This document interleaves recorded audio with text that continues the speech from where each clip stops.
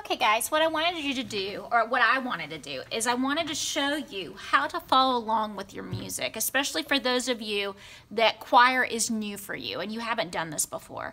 So I'm going to start with this piece, Amazing, and I want you to notice that at the beginning we have a couple of things that are important. First of all, of course, the title, who it's by, and notice that right off the bat you've got 4 staves, or what, that's the plural form of the word staff. So we've got 4 of those. 1, 2, 3, 4. Okay? What we've got is at the top, you'll notice it says soprano alto. The second staff says tenor bass.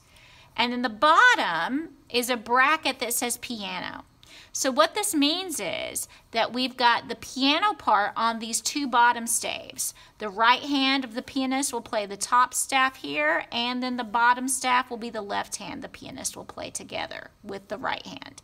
So this is the piano part, okay? What you're going to be looking at is you're going to be following along with the top staff if you're soprano or alto. If you're a tenor or bass, you're going to be following along on the bottom staff. Notice that the bass clef is here at the beginning of the tenor bass part, and here we have the soprano, the treble clef at the beginning of the soprano alto.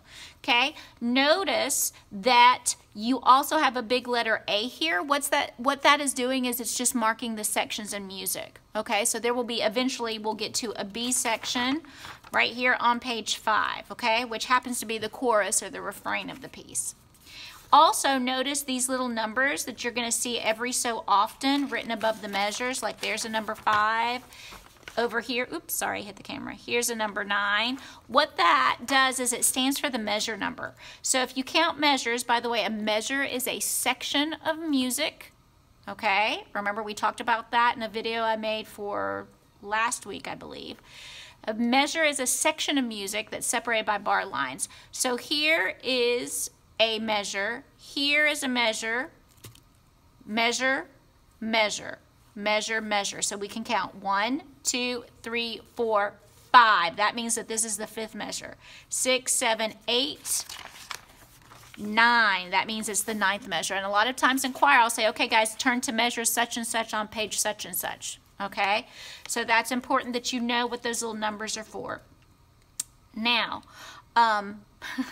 I know that one of you is thinking, Miss Alderman, you're going to photocopy some of this music. Well, yeah, I am going to photocopy some of this music, but that's because of COVID, and the copyright says that if we own the copies, which we do, we have like about 75 copies of this song, then we are able to make copies because we actually own it. So we did pay for those copies. Anyway, that was an aside. But what you need to realize is that when you have measures that are connected together and have one big bar line, that means that they're all happening at the same time. So as a musician, all this is happening together. All of this is happening at the same time.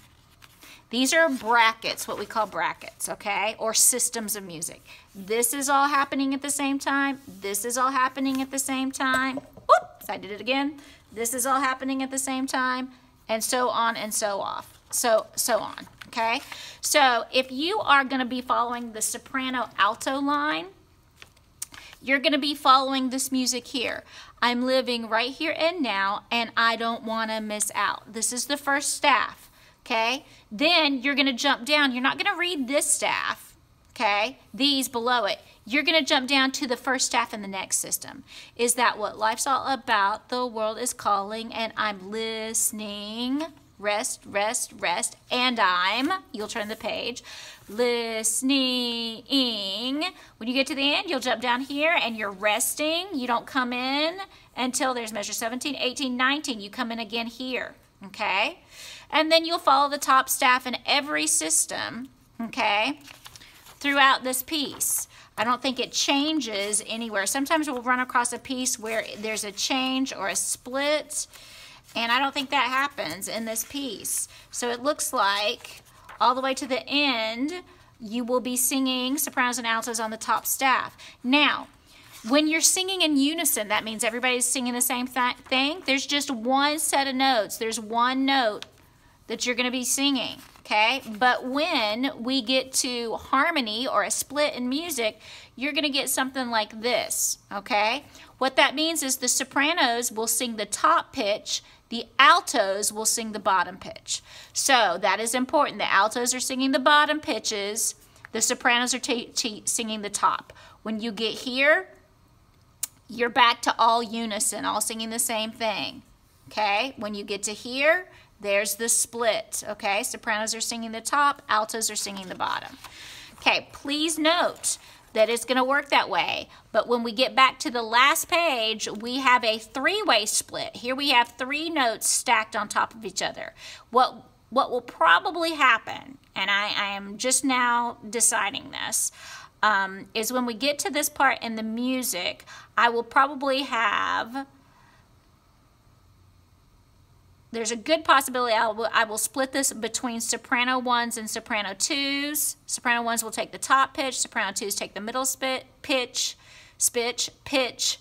is what I meant to say. And then the altos will take the bottom pitch, okay?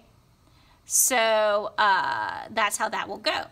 Then when and then we'll end the piece in unison here. Guys, what you're doing, tenors and basses, you're following the second staff. So you're resting, and you're resting until we get over here to page 4. It's where the guys come in, and then you sing at measure 13. You're singing, you're following the second staff. When you get over here to section B, you're going to split into harmony again, actually at the same point that the sopranos and altos do. And what that means is the tenors are going to take the top pitch, the basses are singing the bottom pitch. So the tenors will take this pitch and this pitch, okay?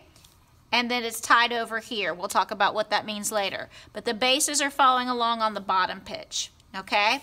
The basses and the tenors, I don't think you split three ways. No, it looks like you're staying with just the two-part split until the very end of the piece, okay?